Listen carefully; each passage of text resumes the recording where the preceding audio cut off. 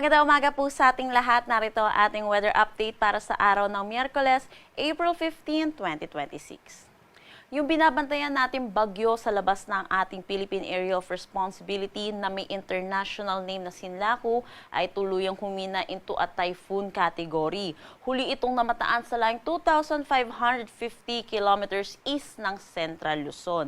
Hindi na po natin ito inaasahan na papasok ng ating Philippine Area of Responsibility at magkakaroon ng direktang epekto sa anumang parte ng ating bansa. So sa mga susunod na araw, inaasahan natin patuloy na makakaranas ang bansa natin ng mainit at maalinsangan na panahon.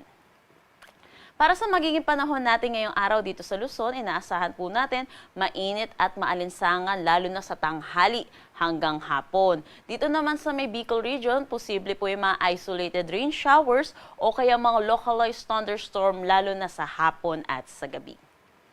Agwat ng temperatura para sa Metro Manila, 23 to 34 degrees Celsius, Lawag, 25 to 33 degrees Celsius. For Tuguegarao, asahan natin na 24 to 36 degrees Celsius, Baguio, 17 to 24 degrees Celsius, sa Tagaytay, 22 to 33 degrees Celsius, at Legazpi, 24 to 33 degrees Celsius.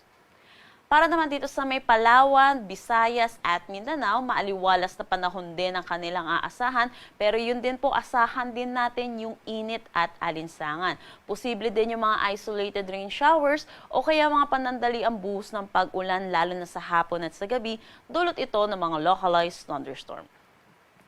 Agwat ng temperatura para sa Kalayaan Islands at Puerto Princesa, 25 to 33 degrees Celsius. Dito sa may Iloilo at Cebu, asahan natin 26 to 32 degrees Celsius. Tacloban, 25 to 33 degrees Celsius. Cagayan de Oro, 24 to 32 degrees Celsius. Zamboanga at Davao, 25 to 34 degrees Celsius. Para naman sa ating heat index or yung damang init po natin, kahapon nakapagtala tayo ng pinakamataas po natin dito sa may Cotabato City, Maguindanao with 45 degrees Celsius. Dito naman sa Metro Manila, posible ay nakapagtala tayo ng 36 to 39 degrees Celsius. Ngayong araw, posibleng makaranas dito sa Metro Manila ng 36 to 38 degrees Celsius at ang pinakamataas pa rin natin posibleng maitala ay dito pa rin sa Cotabato City, Maguindanao with 45 degrees Celsius. Pinapaalalahanan po natin mga kababayan po natin dahil yung exposure po natin sa mainit na panahon ay may risk po sa ating kalusugan. Iwasan po natin lumabas ng tanghali hanggang hapon, pero kung hindi po natin maiiwasan ay magsuot po tayo ng light colored shirts, magdala po tayo ng pananggalang sa init at uminom po tayo ng maraming tubig. Wala naman tayo nakataas na anumang gale warning sa anumang seaboards ng ating bansa. Ang sunrise mamaya ay 5:43 AM at ang sunset mamaya ay 6:10 PM.